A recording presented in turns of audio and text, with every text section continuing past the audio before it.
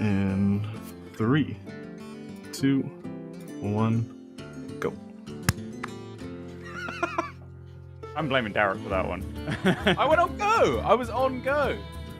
Hi, I'm PocketTrain. I'm the 2023 Hearthstone World Champion, and this is how you play Starship Warlock.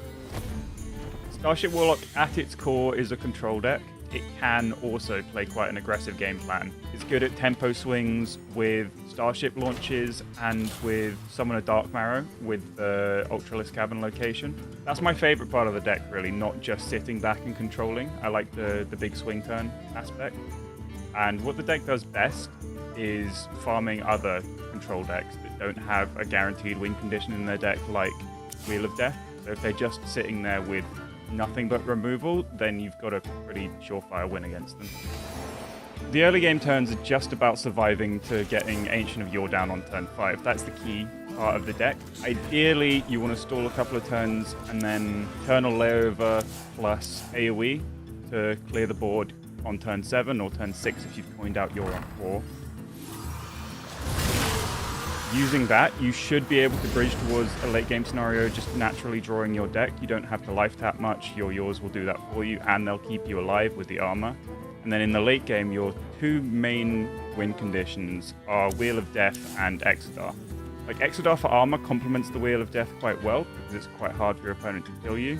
But my main way of ending the games, my favorite way, is to get stuff like Curse Campaign down on Arcanite Defense Crystal, and then lay over them when the Dormants wake up, and then you've suddenly got a massive Starship, Ceaseless Expanse, plus Exodar for damage, and just OTK your opponent so they don't get to scam you after you play Wheel.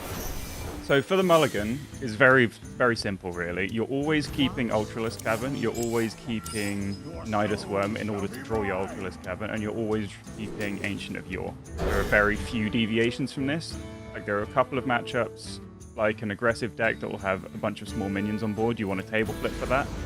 And then there are some decks that build big boards, but like in the mid game, that you won't want to hold Eternal Layover for. But only keep Layover if you've already got the other key cards, like Ancient of Yore and Ultralisk Cavern. Because if you just play that on its own, then you will probably run out of gas, and then the opponent's second or third board will just kill you.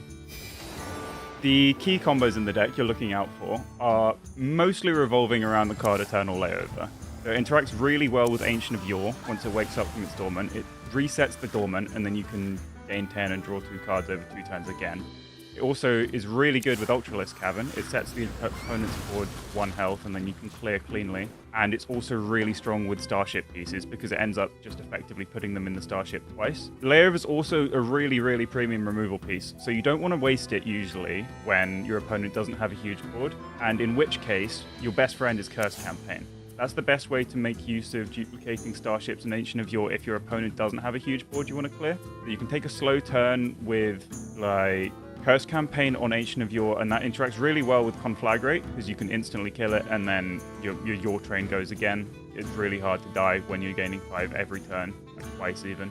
If you do take a slow turn, and then your opponent builds a board, but you don't have Dormant minions waking up that turn, you can stall for 1 turn with Bob, and then your Dormant minions will wake up the turn after, and then you can trigger the Layover for maximum value on your Starship pieces and your Ancient of Yore. If all of that goes smoothly in the early game, then my personal favorite combo in the deck is having a huge Starship, ignoring Wheel of Death completely, and going Ceaseless Expanse to full clear the board, and then Exodar for damage and OTK the opponent from like 30 plus.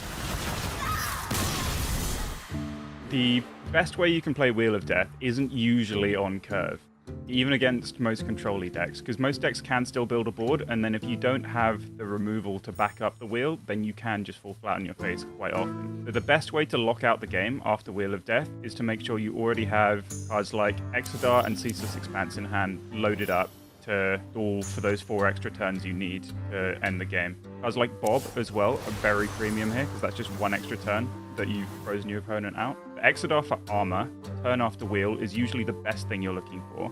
Maybe comboed with a Curse Campaign on your Starship, so that it does wake up before the wheel ticks down. And then you can trigger the Spellblast again to clear a full board. And then it's very unlikely your opponent will be able to clear all your armor, even if you don't have the extra removal afterwards. If that's the case, then usually a Ceaseless Expanse or maybe another Layover or a Bob will be able to bridge the gap to the final turn without your opponent being able to kill you. The number one mistake I see people making with the deck is using Eternal Layover just on Ancient of Yore because it's woken up, and then they've used their layover, then the opponent makes a board, and then suddenly they don't have any removal yet. And the other one is just jamming Wheel on turn 8 against like the Starship Death Knight, or in the mirror even, because then that leaves you very susceptible to them just making board, plus the fatigue ticks. If you don't have the correct removal in hand after the wheel turn, then most decks will just get there over a couple turns against you. Wheel timing and layover, using it to actually clear boards, are the most important things that people get wrong, I think. Make sure to tune into the Spring Championship June 6th to 8th to see me play.